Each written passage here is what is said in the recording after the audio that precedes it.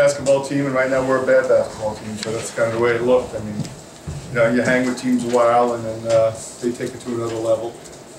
Obviously, a lot of veterans, starting 4 seniors, and all conference players. Wyatt's a very, very good player. I'm sure he'll have an opportunity to move on and make some money playing basketball, as a few of their guys will. But you know, they're playing for a lot. They're playing for seeding. They're playing for positioning.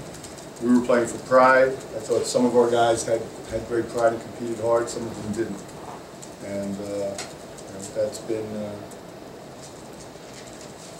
I just talked to them briefly, and I told them we'll meet in here tomorrow, watch film, and then shoot. And you know, it's about manning up. You got to find a way to compete on this level every night. It doesn't matter what game it is. You only have so many games, and what happens is young guys don't understand that. They don't appreciate it. They don't realize it till it's gone. You only have so many games in your career, and anytime you come out and you don't play like you're going to put the balls away at midnight, you're really stealing from your God-given talent from the game of basketball. So I wasn't thrilled by the effort, especially on the defensive end. I mean, we had a good first half. We held with 35% from the floor. Second half, they shot 48%. The only way we're going to get back in the game is by getting stopped so we can get out and get some easy baskets, because our shooting percentage has obviously been very poor throughout the year. So, Tom, how would you want Chris to be remembered in 4 years with this program?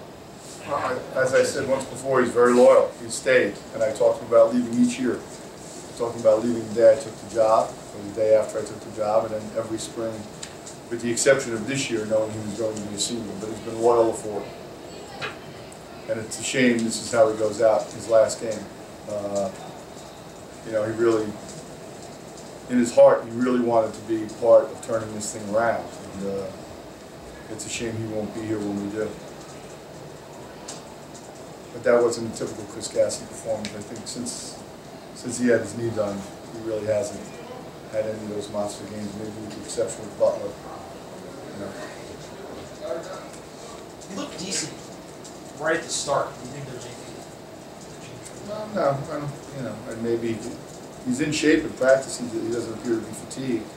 They work, you know, they weigh it down. What the top half of this league does to Chris is they just body him up with bigger, stronger bodies. So it's difficult for him to make plays. He's got to turn face up to make the play as compared to being able to score his back to the basket. So I think if you look at his numbers against Temple over the 4 years, they probably aren't as good as they are against other teams. This is a different Temple team that you've seen in the past. Usually Temple teams are kind of grinded out, really ugly, but this team seems to be a little more finesse. Well, I think O'Brien is an added asset for them because he gives them the ultimate screen pop guy. You know, we didn't see a lot of it tonight, but you know, I thought we did a good job getting out on him, but then he drove the ball well. So I think that you know, they're not as big and thick on the baseline as they've been in the past, but they're bigger on the wings. So I think they compensate for that with their size on the wings, and you know, they still guard. I know they went through that tough stretch, you know, a few weeks back, but you know, no one dumps teams. You know that they're going to get themselves right. And, you know, I wouldn't be shocked if they go into the tournament and end up winning it. Talk a little about the decision to begin the second half with 3 goals. Well, I didn't think we were getting any toughness in the backcourt. And they were beating us up on the glass. So we just figured we'd give it a shot. You know, throw it out there. We've done it earlier in the year a couple different times.